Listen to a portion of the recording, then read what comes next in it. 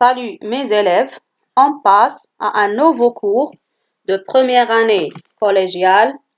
Nous avons vu les séances précédentes que parmi les éléments d'un circuit électrique simple, il y a le générateur, en arabe al-muwallid.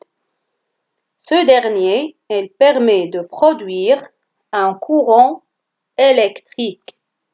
يمكن من إنتاج التيار الكهربائي. Alors, notre nouveau cours, c'est le courant électrique continu.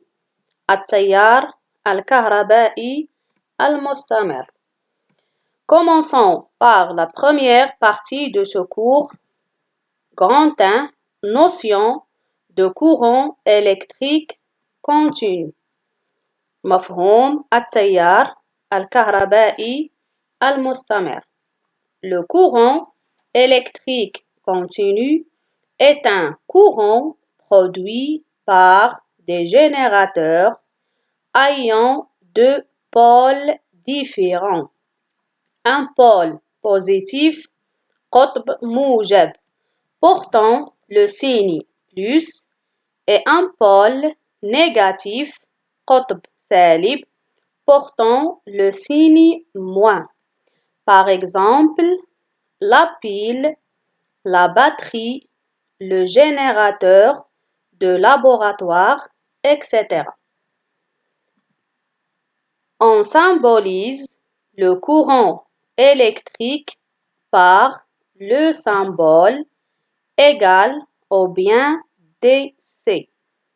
بالعربية نرمز للتيار الكهربائي بالعلامتين أو بالعلامة DC أو بالعلامة تساوي أو الحرفين DC.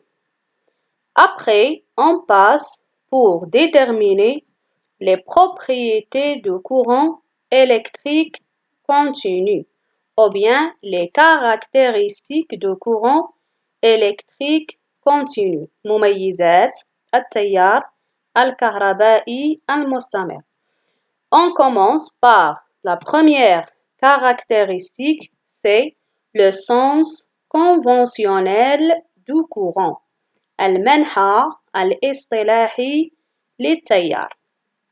Pour déterminer le sens conventionnel du courant, on utilise la diode. Alors, c'est quoi la diode? C'est un dipôle qui ne laisse passer le courant que dans un seul sens, appelé sens passant. Alors هي عبارة على ثنائي قطب يسمح بمرور التيار في منحى واحد فقط يسمى بالمنحى المرور.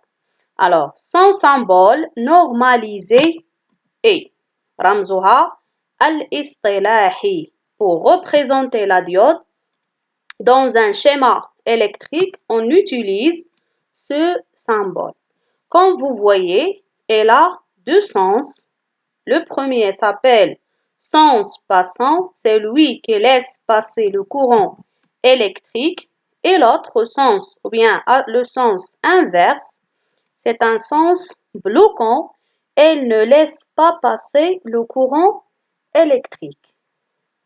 Pour déterminer ce sens, on va faire une expérience. Alors cette expérience se base sur l'utilisation de quelques éléments d'un circuit électrique. Alors on utilise le générateur ou bien une pile, on utilise des fils de connexion, une lampe et une diode. On va faire un circuit ou bien un montage en série par ces différents éléments. Comme vous voyez, le circuit électrique de ces deux montages, celui-ci, le premier montage, il correspond lorsque la diode elle est dans le sens passant. Par contre, dans le deuxième montage, montage 2, la diode, elle est dans le sens non passant ou bien bloquant. Comme vous voyez l'expérience ou bien le montage 1, la lampe brille. Ça signifie que le courant passe. Alors, la diode laisse passer le courant électrique. Dans le deuxième montage, la lampe ne brille pas, c'est-à-dire le courant ne circule pas. Comme observation et conclusion, on peut dire que la lampe s'allume dans le montage 1, on dit que le courant circule.